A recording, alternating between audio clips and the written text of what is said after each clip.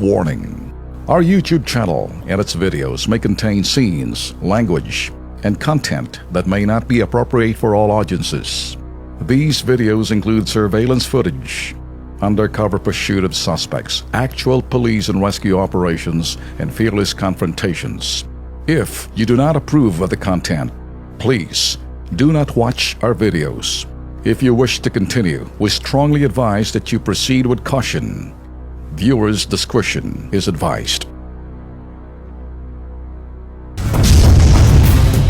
Wala talagang kadala-dala ang mga tiwaling ito sa Maynila. Mga durobong miyembro ng Parking Bureau hataw sa pamimerwisyo. Alamin sa Kilos Pronto.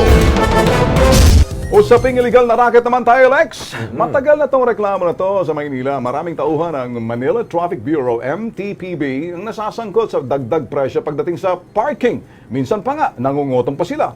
Pero wala pa rin silang kadala-dala. Tulad nitong sa Binondo, Maynila, side street parking, may patong na 10 piso. Mga sangkot sa illegal na racket, tauhan mismo ng MTPB. Nako po. Eto, panoorin.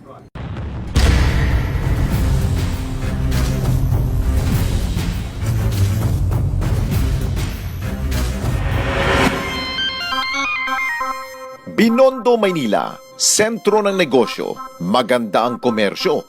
Labas-masok at halos wala nang mapwestuhan ang mga sasakyan pumupunta rito.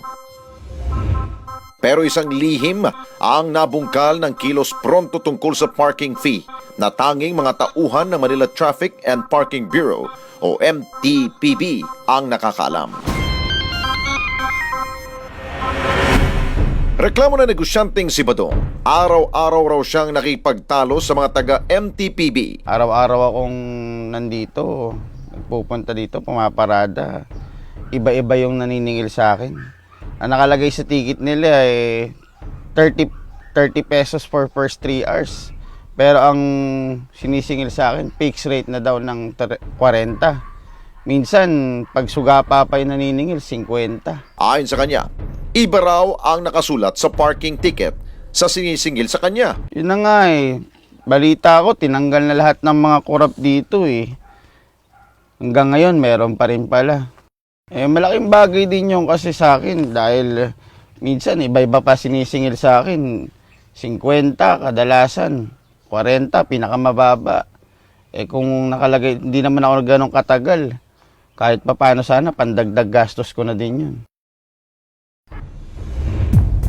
Sa tuwing tinatanong daw niya kung bakit ganon ang singilan, sagot sa kanya sumusunod lamang daw sila sa utos. Sinasagot nila yun daw utos ng amo nila eh.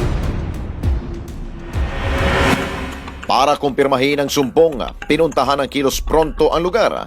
Positibo ang sumbong ni Bong. Ang paniningil ng tauhan ng MTPB, labis-labis. Kahit saglit lang, 40 pesos na lang. Sa sumunod na araw ng aming surveillance, mas mataas pang singil sa aming undercover. Magkano ba yan? 50 po.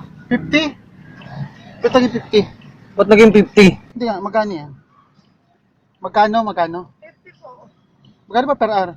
First 3 hours po yun, sir. Bakit, lagi kami sa ganito, bakit pagka ang nakalagay lang dyan 30 pesos?